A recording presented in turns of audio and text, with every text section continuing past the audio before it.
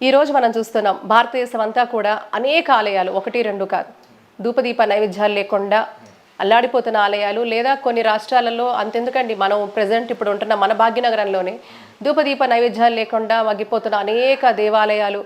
కనీసం అక్కడ ఒక ఆలయం ఉంది అని ఆ చుట్టుపక్కల కొంతమందికి హిందువులు ఉన్నా కూడా వాళ్ళు కనీసం ఈరోజు కొత్త ఆలయాలు కట్టడానికి వాళ్ళు మొగ్గు చూపుతున్నారు. కానీ పురాతన ఆలయాలలో అక్కడ ఎంతో శక్తి నిక్షిప్తమై ఉంటుంది. అనేక మంది తపస్సంపన్నులు, మునులు, ఋషులు తపస్సు చేసి వారి శక్తి ధారపోసిన అటువంటి ఆ శక్తి కేంద్రాలను ఈరోజు పూర్తిగా విస్మరిస్తున్నారు. అండ్ ఇంకేమన్నా ఒక అడుగు ముందుకేసి ఎందుకు చేస్తున్నాము, ఎందుకు అంటే ఒక కార్యాచరణ మనం ఏదైనా చేస్తే దాంట్లో ఏదైనా ఒక స్వార్థ బుద్ధితోనే మనం ముందుకెళ్తున్నాం తప్పించి ఇది మన జాతి సంస్కృతి, ఇది మన ధర్మము, దీన్ని మనం కాపాడుకోవాలి అనే ఆలోచన లేకుండా ఈరోజు హైందవ జాతి ఎందుకు ఇంత అగమ్య గోచరంగా అల్లాడిపోతున్నారు, ఎందుకు వీళ్ళకి దిశానిర్దేశం లేకుండా పోతుంది?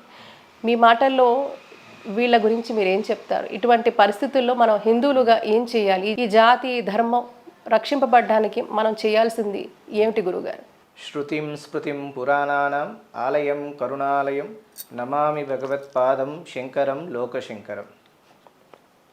మీరు చాలా చక్కటి విషయాన్ని అడిగారు.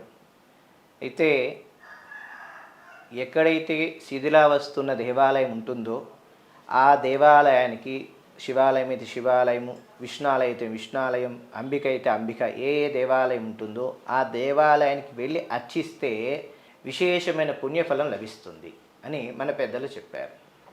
అయితే ఇటీవల కాలంలో ఏం చేస్తున్నారంటే ఎవరికి వారికి ఆధిపత్యం అనే పోరు వలన ఆధిపత్యం కావాలి అని చెప్పని ఎవరు వారు దేవాలయాలు మరలా నూతనంగా నిర్మాణం చేస్తున్నారు. అయితే శిథిలావస్థలో ఉన్న దేవాలయాన్ని జీర్ణోద్ధారణ చేయటం వలన అశ్వమేధ యాగం చేసిన ఫలం లభిస్తుంది. అలాగే వాజపేయము, పౌండరికము అనేకమైన యాగాలు చేసిన ఫలం లభిస్తుంది ఒక దేవాలయం జీర్ణోద్ధారణ చేస్తే. జీర్ణోద్ధారణ చేసే దేవాలయాలు ఏవైతే ఉన్నాయో ఆ దేవాలయాలు మన తెలుగు రాష్ట్రాల్లో అనేకమైన ఆలయాలుగా ఉన్నాయి. ఈ కాలంలో చూస్తే మన హైందవులకి ఎంతో విశేషంగా భక్తి శ్రద్ధ ఉంది. కానీ పిల్లలు చదువు పట్ల ఏం చేస్తున్నారంటే వాళ్ళని తీసుకువెళ్ళి ఆ పిల్లల్ని క్రైస్తవ మిషనరీ స్కూల్స్లో జాయిన్ చేస్తున్నారు. అక్కడ ఏ బోధ చెప్తారు అంటే ఆ సంస్థకు సంబంధించిందే బోధ చేస్తారు. స్వామివారు అక్కడ చేర్చొద్దా అని ఎందుకు అని నన్ను ప్రశ్న వేసినా నాకేం ఇబ్బంది లేదు. నేను ఎందుకు చెప్తున్నానంటే మనము తల్లిదండ్రుల దగ్గర పెరిగినప్పుడు మన తల్లిదండ్రుల యొక్క విధి విధానాలు ఏవైతే ఉన్నాయో అవే మనకు వస్తాయి. మన గురువుల దగ్గర మనం పెరిగినప్పుడు గురువుగారి సాంప్రదాయం ఏదైతే ఉందో అదే వస్తుంది. హిందువులకి నేను చెప్పే విషయం ప్రధానంగా ఏమిటి అంటే ఒక పుల్ల తీసుకుని అలా విరిస్తే విరిగిపోతుంది. అదే 10 పుల్లలు కలిపి ఒకసారి ఇరగొట్టాలంటే విరగదు. అదే 100 పుల్లలు కలిపి ఇరగొట్టాలంటే ఇంకా కష్టం, ఎంతో కష్టం అన్నమాట. అలా మన హిందువులందరూ కూడా కలిసి ఐక్యమత్యంగా కలిసి కట్టుగా ఉంటే మన దేవాలయాల్ని మనం కాపాడుకునే అవకాశం మనకు ఉంటుంది. ఎప్పుడైతే దేవాలయాల్ని కాపాడుకుంటామో మన ధర్మం బాగుంటుంది, మనం బాగుంటాం, భావి తరాల వారికి మంచి భవిష్యత్తు ఇచ్చిన వాళ్ళం అవుతాం. అయితే మన హిందూ ధర్మంలో ఇంకొక విచిత్రం ఏమిటంటే దేవాదాయ ధర్మాదాయ శాఖ అనే ఒక శాఖ ఉంది. ఆ శాఖ వాళ్ళు ఏం చేస్తున్నారంటే దాంట్లో బాగా మనం ఆలోచించుకోవాలి. దేవాదాయ ధర్మాదాయ 2 రకాల ఆదాయాలు వస్తాయి. ఈ 2 రకాల ఆదాయాలు తీసుకుంటారు.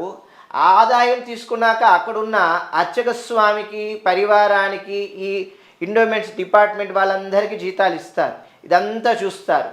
వైదిక క్రతువుని ప్రధానంగా ఏమేమి చేయాలో అవి చేయించలేని స్థితిలో కొంతమంది ఇప్పటికి కూడా ఉన్నారు, నేను చూస్తున్నాను.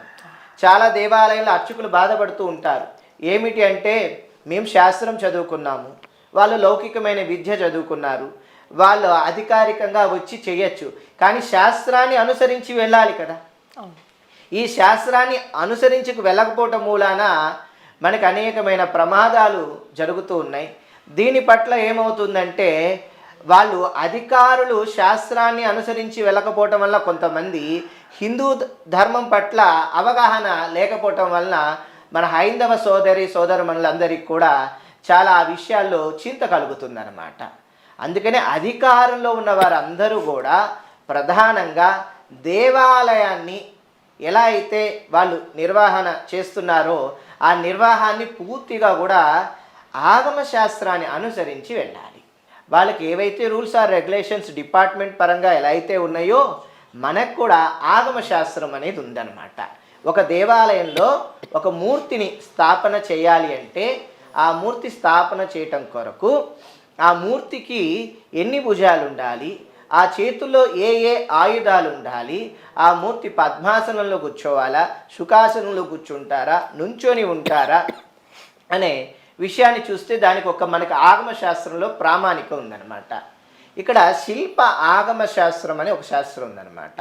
ఈ స్థపతులు ఎవరైతే ఉంటారో, శిల్పులు ఎవరైతే ఉంటారో వారందరూ కూడా ఆగమ శాస్త్రాన్ని అనుసరించే ఇన్ని అడుగులు, ఇన్ని అంగుళాలు, ఇంత కొలమానంతో ఆలయం గర్భాలయం ఉండాలి, ఇంత కొలమానంతో మూర్తి ఉండాలి అని చెప్పి అవంతా తయారు చేసిందే అనుసరించి వాళ్ళందరూ కూడా స్థాపన చేయటము, ఆ కార్యక్రమాలు చేయటానికి వాళ్ళంతా చదువుకొని దాన్ని ముందుకు తీసుకొస్తున్నారు.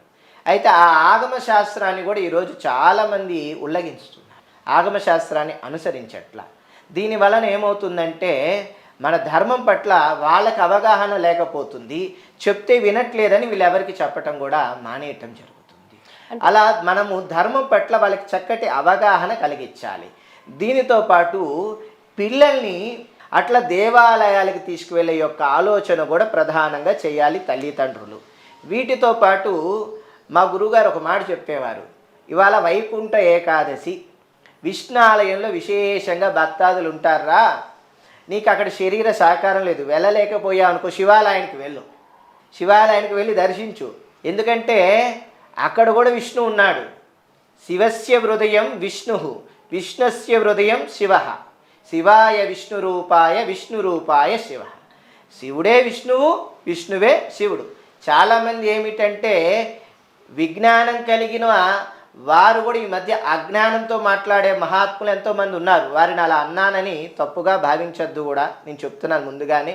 ఎందుకు అంటే విజ్ఞానంతో ఉన్నారు, కానీ అక్కడ మనకు చెప్పారు లక్ష్మీదేవి అష్టోత్తర శతనామావల్లో చెప్పారనమాట. నవదుర్గాయే నమః, బ్రహ్మ విష్ణు శివాత్మికాయే నమః. విష్ణు సహస్రనామంలో కూడా అదే వస్తుంది. అట్లానే చూస్తే మనకి శివ రూపంతోనే వస్తుంది. ఇక్కడ ఎలా చూసినా కూడా వాళ్ళిద్దరికి శివకేశవులకి భేదమే లేదు. శివకేశవులకు అభేద నామమే రామనామము, రామనామం. అట్లా రామాలయం లేని గ్రామమే లేదమ్మా. రామంలోనే గ్రామం, గ్రామం రామం అక్కడే ఉందన్నమాట. అలా ప్రతి ఊరిలో కూడా చిన్న చిన్న కుటీరాల్లో ఒక రాముల వారి చిత్రపటాన్ని పెట్టి ఓ దీపం పెట్టి భజన చేసేవారు పూర్వకాలంలో.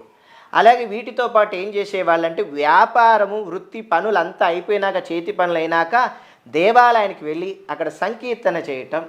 అలాగే పెద్దలు ఎవరైనా కూర్చొని పురాణ గాథ చెప్తే అదంతా గ్రహించేసి చక్కగా గురువుగారు ఆశీర్వచనం ఇస్తే ఆశీర్వచనం తీసుకొని వారి గృహానికి వెళ్ళి యథావిధిగా చేసేవాళ్ళు.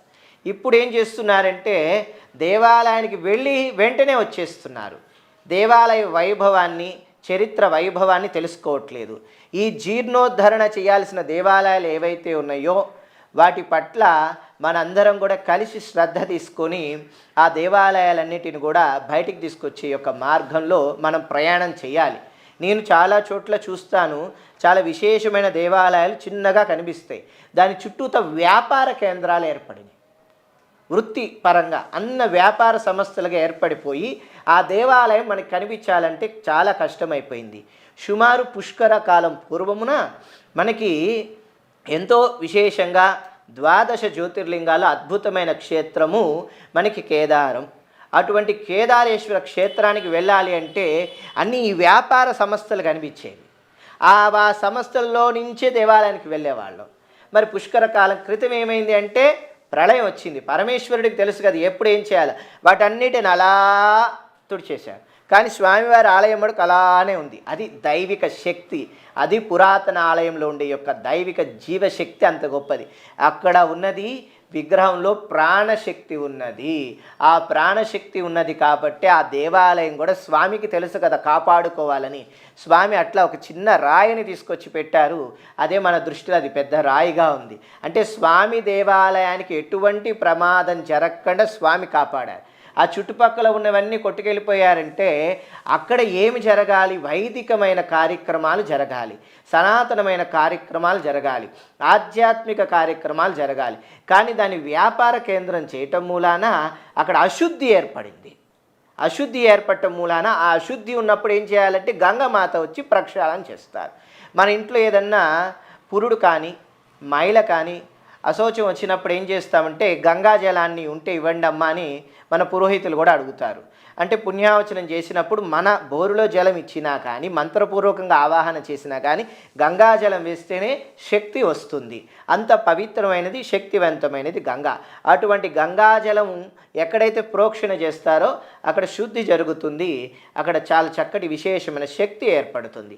అందుకని ఆ గంగామాతకు కూడా తెలిసి ఆ పాపాన్ని భూమాత భరించలేకపోతే ఆ గంగామాత ద్వారా ఒక్కసారిగా ప్రక్షాళన చేశారు. అందుకని ఇప్పుడు ఎవరికి కూడా పైన ఏ పర్మిషన్స్ కానీ ఏమి ఎక్కువ ఇవ్వట్లేదన్నమాట. అంతా అయిపోయి ప్రభుత్వం పరంగా కానివ్వండి ఎవరు వచ్చినా కూడా అక్కడ ఆధ్యాత్మికంగానే ఉండాలి. ఇప్పుడు మనం కేదారము కొన్ని కిలోమీటర్లు వెళ్దంగానే దేవాలయం చక్కగా మనకి దర్శనం కనిపిస్తుంది. మనం ఎక్కడున్నా అలా దర్శనం చేసుకోవాలి. తిరుమలలో కూడా మనం చుట్టూతా పూర్వం వ్యాపారాలు అవన్నీ ఉంటే వాటన్నిటిని మళ్ళీ చేసి పక్కకు పెట్టి స్వామివారి ఆలయం మనం ఎక్కడున్నా కూడా దర్శించుకునే భాగ్యం మనకు కలుగుతుంది. ఈ వ్యాపార సంస్థలు తీసేస్తున్నారు, అది తప్పు కదా అని చాలామంది అంటారు. కానీ దేవాలయానికి కొంత మనకి పరిమాణం ఏదైతే ఉందో ఇంత దూరంలో దేవాలయానికి గృహస్థులు ఉండకూడదు, వ్యాపారం చేయకూడదు. ఎందుకంటే అక్కడ ఆధ్యాత్మిక చింతన కలగాలి. భక్తులు వచ్చినప్పుడు అక్కడ ధ్యానం చేసుకోవటం, పారాయణం చేసుకోవటం, జపం చేసుకోవటం, ప్రవచన కార్యక్రమాలు, సత్సంగ కార్యక్రమాలు, సంకీర్తన సేవ, నృత్యాంజలి, అనేకమైన సేవలన్నీ కూడా పరమాత్ముడి సాన్నిధ్యంలో చేసుకోవాలి. అలా చేసుకుంటే అక్కడ ఉండే వైబ్రేషన్స్, ఆ పవర్స్ ఏవైతే ఉన్నాయో వాళ్ళ శరీరంలోకి వస్తుంది. అలా మన నూతన ఆలయం కన్నా పురాతన ఆలయాలు ఏవైతే ఉన్నాయో అక్కడికి వెళ్ళి చేస్తే కూడా అలానే ఫలం మనకు వస్తుంది. పూర్వకాలం తిరుమల కూడా అంతే, కేదారం అంతే, కాశీ విశ్వనాథ ఆలయం అంతే, అవన్నీ కూడా అలానే ఉండే పూర్వకాలంలో. శ్రీశైలం కానివ్వండి, ఇలా అనేకమైన దేవాలయాలను కూడా అలా ఉంటే దాన్ని ఎంతోమంది మహాత్ములు మహనీయుల యొక్క సంకల్పం వల్ల మీలాంటి భక్తుల యొక్క మనసులో భగవంతుడు ప్రవేశించి సంకల్పాన్నిచ్చి ఆ దేవాలయాలన్నిటిని కూడా జీర్ణోద్ధారణ చేశారు.